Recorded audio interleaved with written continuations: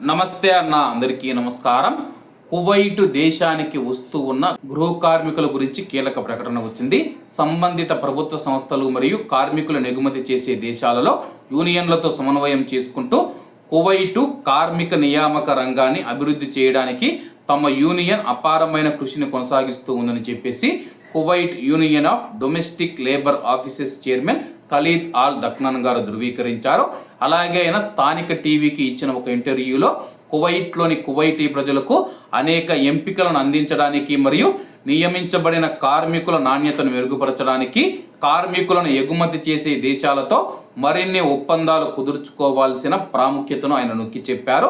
Recruitment agency యజమానులకు ప్రాతినిధ్యం వహించడం, సవాళ్లు మరియు ప్రతిపాదనల గురించి సంబంధిత అధికారులు ప్రధానంగా పబ్లిక్ అథారిటీ ఫర్ మ్యాన్ పవర్కు తెలియజేస్తూ ఉన్నారని చెప్పేసి ప్రస్తుతం కువైట్కు వస్తూ ఉన్న గృహ కార్మికులు ఎవరైతే ఉన్నారో వాళ్ళల్లో కువైట్కు వస్తూ ఉన్న భారతీయులు, ఫిలిపిన్లు, శ్రీలంక వాళ్ళు ఎవరైతే ఉన్నారో ఆ యొక్క 3 దేశాలకు చెందిన వారికి మాత్రమే ఎక్కువ ప్రాధాన్యతను కువైటీ ప్రజలు ఇస్తూ ఉన్నారని చెప్పేసి, అలాగే కువైట్లోని ఇళ్లలో దాదాపు 39% మంది ఇళ్లల్లో పనిచేసేవారు భారతీయులు అగ్రస్థానంలో కొనసాగుతూ ఉన్నారని చెప్పేసి, అలాగే కువైట్లో ఫిలిపిన్స్, శ్రీలంక మరియు ఇథోపియాలతో అవగాహన ఒప్పందాలపైన సంతకం చేసిందని, అయితే పొరుగు దేశాలలో అధిక సంఖ్యలో ఒప్పందాలు కలిగి ఉండడం వల్ల గృహ కార్మికులు నియమించుకోవడానికి మరిన్ని అవకాశాలు లభిస్తూ ఉన్నాయని చెప్పి ఆయన వెల్లడించారు.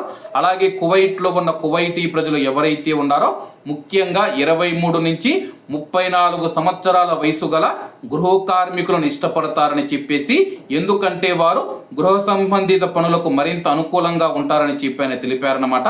ప్రస్తుతం కువైట్లోని ఇళ్లలో పనిచేసేందుకు వస్తూ ఉన్న గృహ కార్మికుల వయసు 23 సంవత్సరాల నుంచి 34 సంవత్సరాల మధ్య ఉంటే కానీ కువైట్లో ఉన్న కువైటీ ప్రజలు వాళ్ళ ఇంట్లోకైతే వీసా ఇస్తూ ఉన్నారన్నమాట.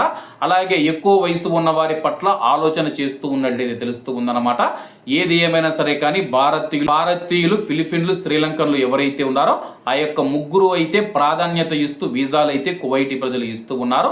మరి దీనిపైన మీ యొక్క అభిప్రాయాన్ని తెలియజేయండి. కాబట్టి అందరూ బాగుండాలి, అందులో మనం ఉండాలి. అందరికీ నమస్తే అన్న, జై హింద్.